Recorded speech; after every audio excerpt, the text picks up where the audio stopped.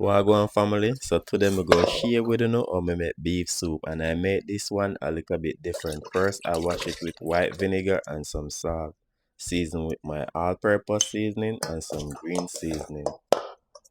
So I put it to marinate for 2 hours before me saute it. So I saute it down in 2 tablespoons of olive oil. So now I just add 8 cups of water, and it's boiling water. Now I wash the red peas and add to it.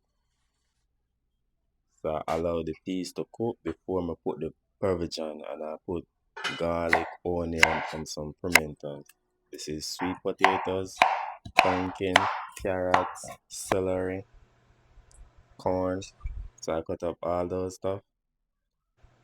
Now the beef cook and the peas cook also. So I add my dumplings, give it a stir and cover it up for a couple more minutes.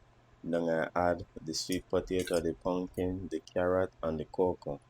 Here I add 1 cup of coconut milk, scallion, thyme, 1 red pepper and the celery.